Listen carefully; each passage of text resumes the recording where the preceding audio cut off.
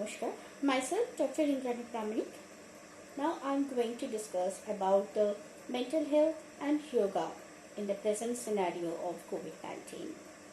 The outbreak of the novel coronavirus has progressed to the state of a global pandemic with countries across the 7 continents adversely affected, and the number of cases are increasing day by day. With no availability of the vaccine till now, the treatment is primarily symptomatic for those who are affected and preventive who are at risk. Most countries have taken actions to curtail the spread of COVID-19 through various measures like lockdown, social distancing, voluntary self-isolation.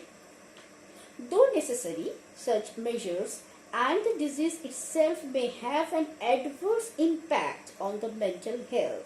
In view of experience gathered from the previous pandemic crisis, it is known that such situations are likely to increase the stress level and have to negative psychiatric effect in general public and sufferers of COVID-19 patients, their families and friends, persons with pre-existing mental health disorder, and the health workers. Now, first I am discussing about the general mental health problem in the present scenario.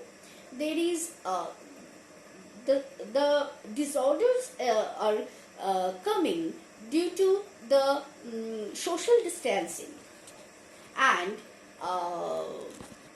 as a result there is a feeling of loneliness, anxiety and fear, increase of domestic violence, child abuse, self-medication, and there is a cleanliness, development of the compulsive disorders like cleanliness mania, etc.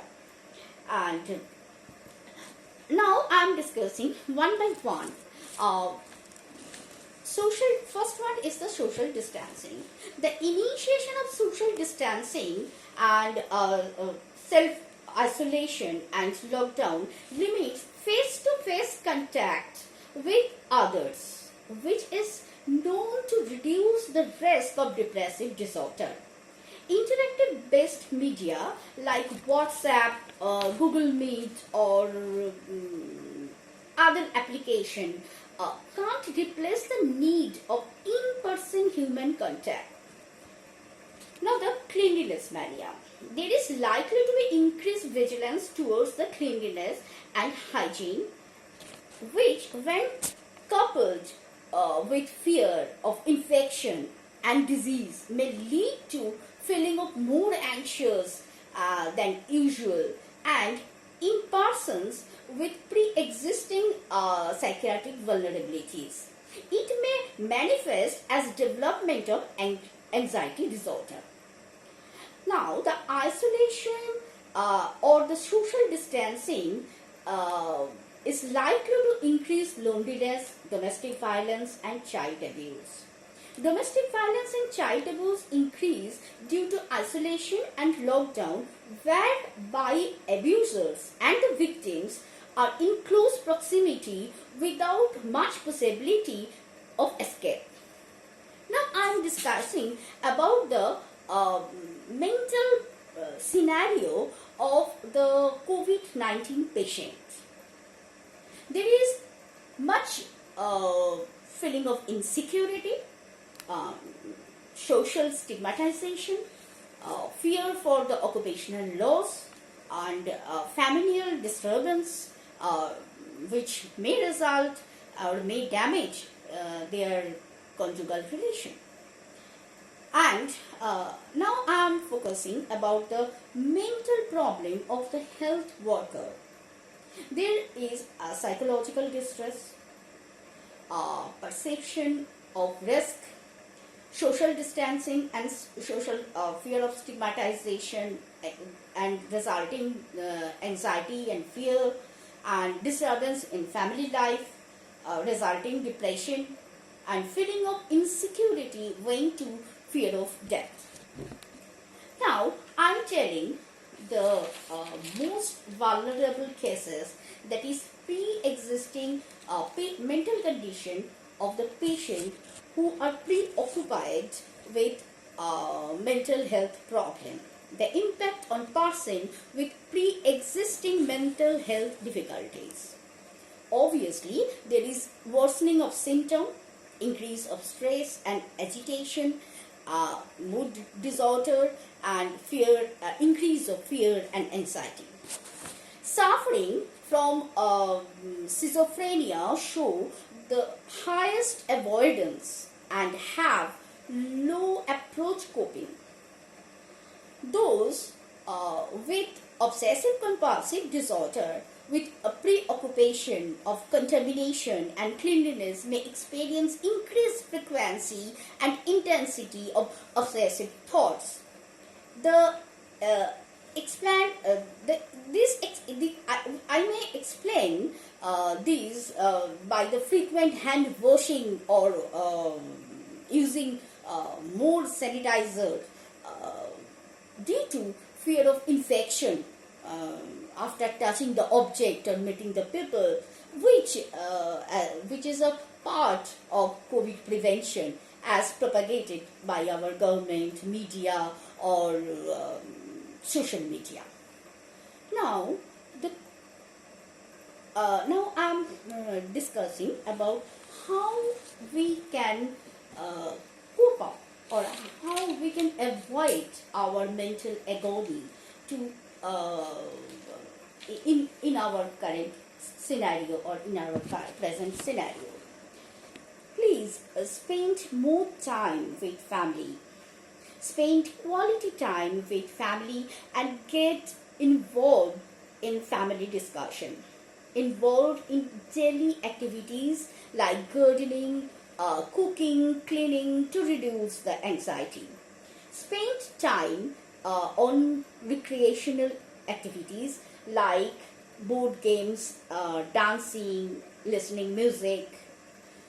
Please do exercise, yoga to boost up your physical and mental health. Contact your loved one. Cut down listening to news, risk informations from credible sources, and always try to happy. Now I'm coming to discuss about the yogic part. Yoga does have a direct impact on one's mental health. Yoga is known to change the underlying biology of the disease. For instance, in patients with depression, there are high level of cortisol and low level of brain repairing chemical called brain-derived neurotrophic factors. When you treat such patients with yoga, their cortisol level drops, and these chemicals, like which are the neurotrophic effect on the brain, increases. Yoga releases healthy brain chemicals like endorphin and dopamine. These chemicals in return help to balance our mood and combat common mental health, which I have which I have discussed earlier. There are three very common asanas which are very effective in such cases. First asana is Balasana, which increases our which reduces our sympathetic activity and stimulates our nervous system and re-energize our body. And next one is the Viparit Karani. It is useful to improve our blood circulation and relaxing mind. Shavasana for meditation and relaxation. Practice of Pratyahara, Yoga Nidra helps to reduce in sympathetic arousal and to reduce emotional distress and improves quality of sleep. Meditation practice like breath awareness, dharanas, dhyans help to reduce anxiety and stress and enhance the alpha wave of brain. Thus, yoga helps to improve neuroendocrine immune response of our body and keeps our mental health in perfect harmony. Thank you.